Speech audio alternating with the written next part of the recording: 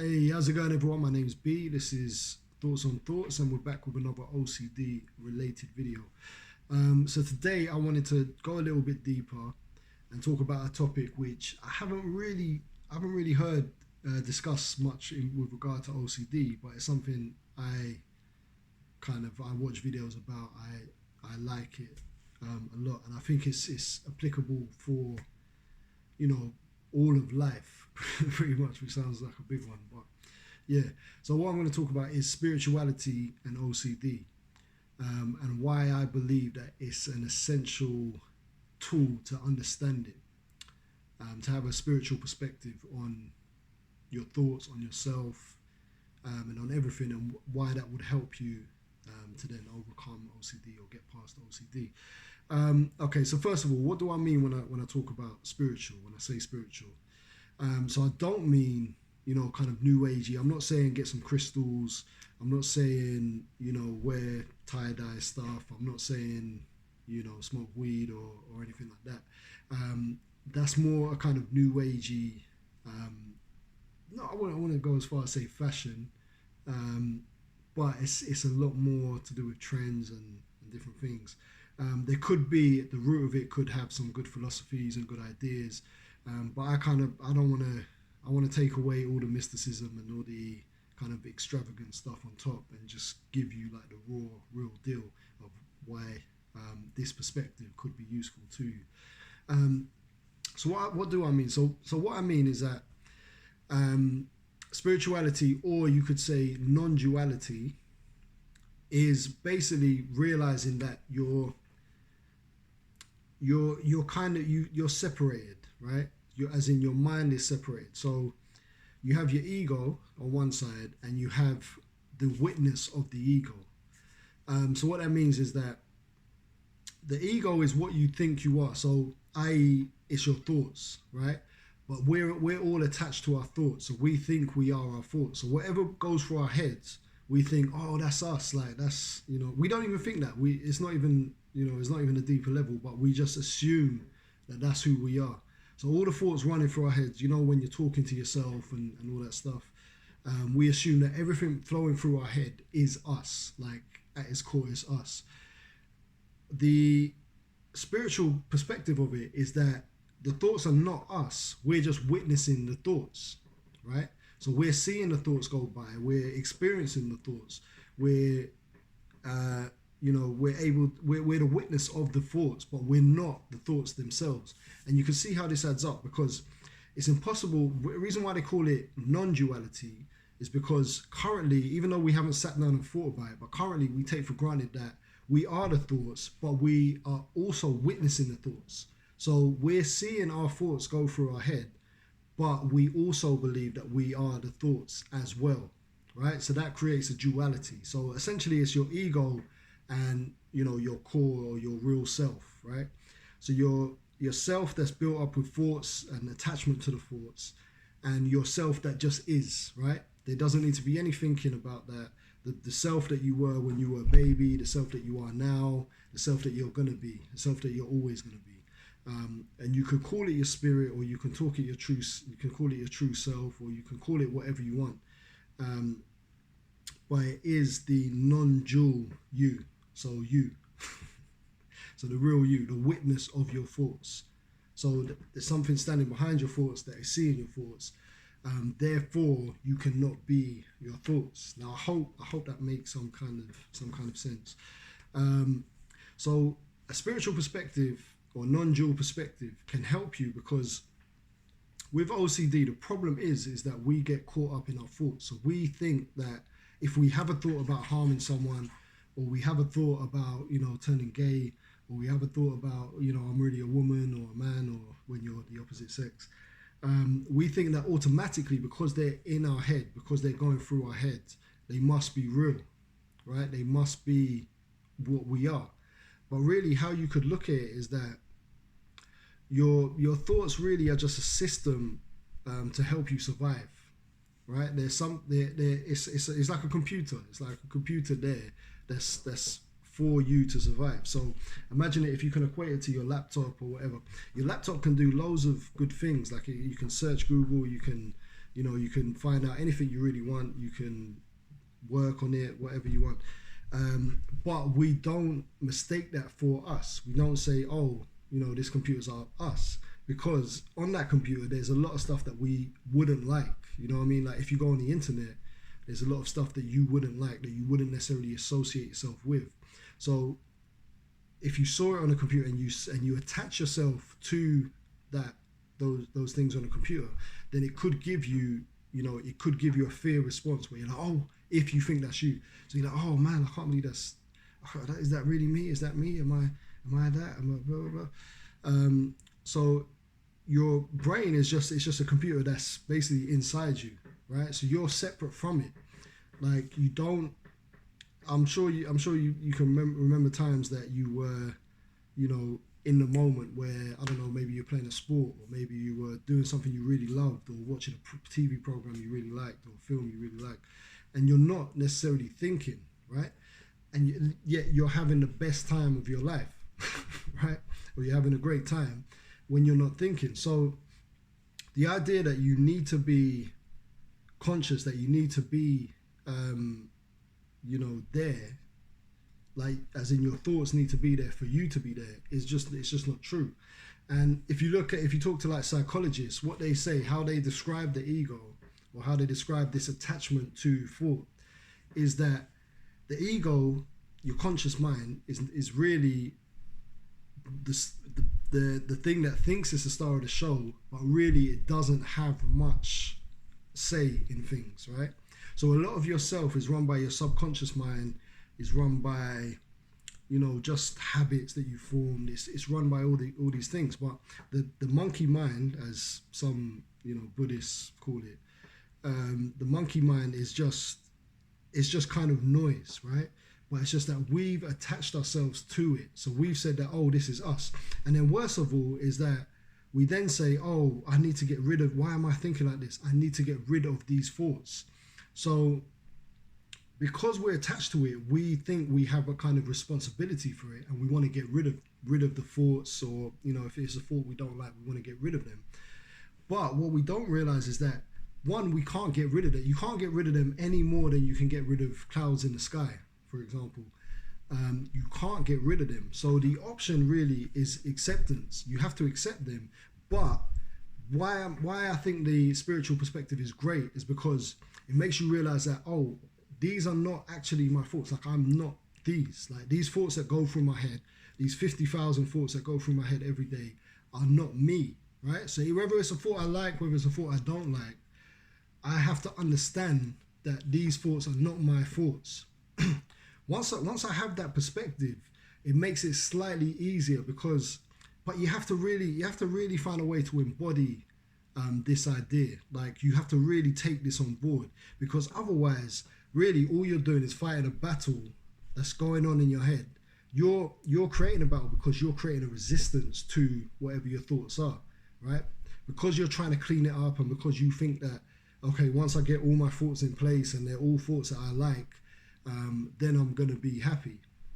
So you're trying to clean it up. So it's hard for you to accept it.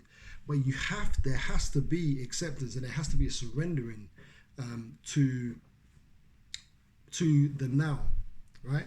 There has to be a surrendering to the now, because really, actually, there was a saying, I think the Buddha said it, that all suffering comes from desire, or all desire is the root of suffering. And what that means is that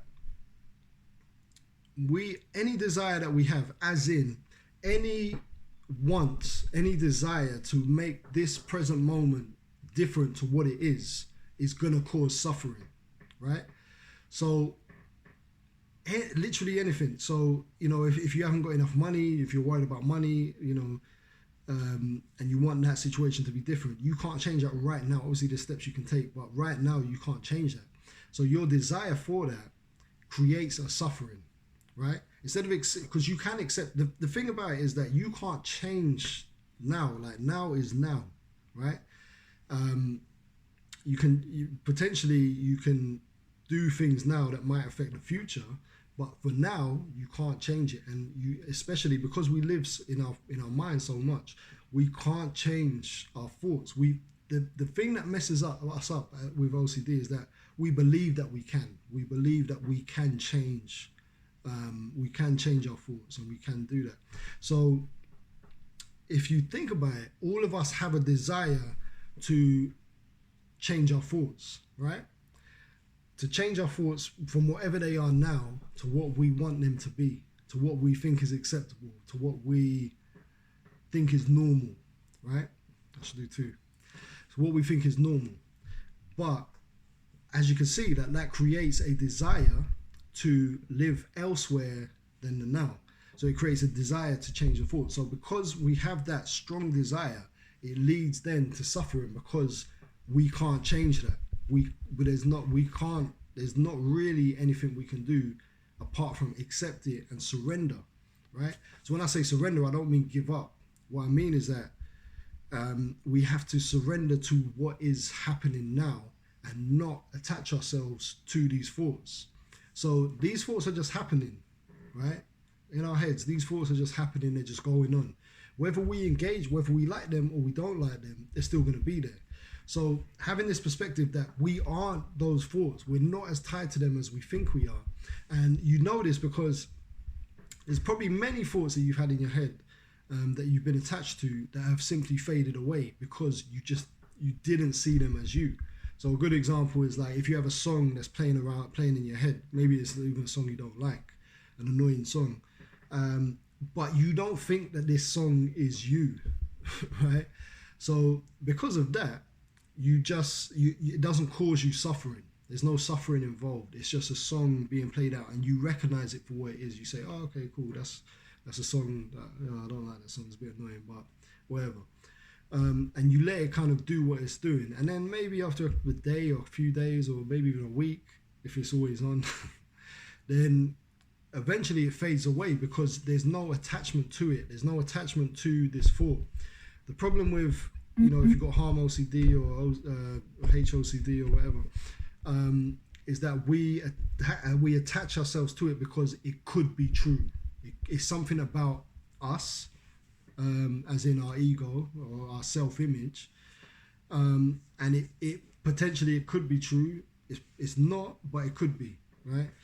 And that's really the problem, is the attachment to it. So we're attached to it, so we think, oh, that's us, that's, what am I going to do? But really, if we can take away that attachment and we can just say, all right, cool, this thought or these selection of thoughts or whatever, they're just going to happen. They're going to happen. There's nothing I can do. And it's a surrendering to that.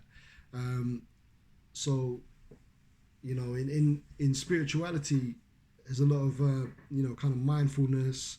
Meditation is basically based around a practice of letting your thoughts go, right? So I've mentioned before, meditation is good anyway. Like it's just a good thing to do. But this is what it is. It's like they call it monkey mind, which is just your mind going, just constantly jabbering on, just making noise and having arguments with itself and doing all this type of stuff. So meditation is the practice of taking a step back and watching your monkey mind. Like with Buddhists and Eastern ways of thinking, they don't give you a solution to say, stop, to stop your monkey mind, to stop thinking this stuff. There's not a solution. There's not, especially not anything you can think that would get rid of it, because it just adds to it. It's all monkey mind, right? So even you're thinking, I need to stop thinking so much. That is thinking. That is monkey mind. So their solution is the meditation and the mindfulness of watching the thoughts. And when you watch the thoughts, you then experience who you are, right? So you experience being, because before this, we're just in our thoughts. We're just trapped in our thoughts, almost like we're in a prison of thought. If you're able to sit back, breathe, watch your thoughts as they pop up and as they go, then it creates a connection with your true self, right? And it might sound airy fairy and all this type of stuff, but to me, what is more real is it these thoughts that I've created in my head, and I have crazy, everyone has crazy thoughts. I'm no exception. Like, I have crazy thoughts as well, and so many of them. Is it more likely that is the truth? Is the real me, or is it more likely that I am the thing that witnesses the thoughts? That I am the I am. I am just what I am. So it's more likely, I think, that I witness the thoughts and that experience of being present. And when have you, think about in your life, like, when have you felt most one with yourself? It's usually when there's an absence of thought and you're just in the moment. In that moment, you feel 100% with yourself. Like, if you ever done skydiving, I haven't done it, but if you ever done something exhilarating like skydiving or climbing a mountain, or even just a sport you like or whatever, at that moment you're completely, as much as possible, at one with yourself, and I guarantee you there's probably no thoughts going through your head at all. So the solution isn't with thinking more. It's more taking a step back and realizing what I'm saying, which is a spiritual perspective, and accepting your thoughts as they come up, and just realizing that they're nothing to do with you. They're not really anything to do with you. And in that sense, there's nothing you can do to get rid of it. You can't even chip away at it. You can only make it worse. So it's just about the acceptance of that, the surrendering of the fact that you can't do anything about them, and the letting go of it. And it's a fascinating journey. Like, if you go down the spiritual road, it's very, very fascinating. Something happened to me a few years ago where I realized that, this illusion is nothing. It's not real. Like, there's something deeper. And just that thought of there's something deeper led me down a path of researching all the spiritual stuff, meditating, doing all these things.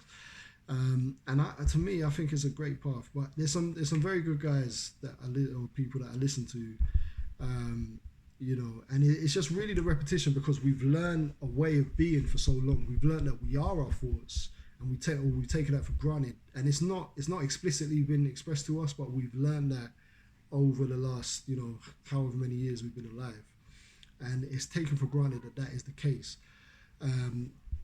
So to reverse that, or to look at things from a different perspective, it's gonna be a long, long kind of process. But anyway, so repetition is great. So that's why I listen to these people all the time. Well, not all the time, but probably daily, to be honest with you, because just you get so many messages that you are your thoughts throughout your day. Like, if you just talk to people the way people talk, the way if you watch TV, everything. So to counterbalance that, I listen to these people.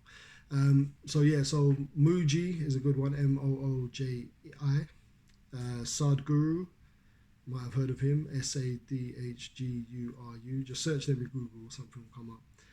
One I really like, Paul Hederman. Paul Hedderman, I think it is. But you'll find him. And there's loads of other guys. So before, it might be a thing where you thought, what's spirituality, blah blah blah. But I think it's so necessary to understand this perspective, and it's something that's not taught. We don't learn this in school. Your parents will not tell you this unless they're hippie-ish, and it's just something that goes completely by the wayside. But spirituality and non-duality, I think, is so important anyway. Just regardless of if you've got OCD or not, it's so important to really, experience it and understand it. Probably more experience it than understand it. So it's such a core thing that we're not taught. And I believe that because we don't learn these fundamentals in the Western world, it does lead to a lot of depression, a lot of anxiety, OCD, and all this, because why wouldn't it? This perspective that we currently have, that's a mainstream perspective on life, will encourage these problems that we've got. There's a lot of cultures that they don't have as many problems, even though they're not as well off as Western cultures. So, places like India, China, not so much China, India, Thailand, Philippines, those type of places. There's much more peace. There's much more peaceful mindset. Not not everywhere, but like in general, because that is their national religions. It's like Buddhism or Hinduism or whatever. So these religions are ones of spirituality, and they're closer to true spirituality. But anyway, so that will do for now. Good luck. Hope this kicks off some kind of search or some kind of look into deeper topics of spirituality. I will do more videos like this on this channel, because I really think there's a massive connection between OCD and anxiety and spirituality, in terms of it being some kind of cure, or a change of perspective can really change how you see your condition. Okay, so cool. That will do it for now. I will be back soon. Like and subscribe. Leave a comment, man. If you're watching the video and it resonates with you, leave a comment. Let me know what you think. Let me know if you think this is helpful. Maybe you don't. And yeah, I'll see you soon.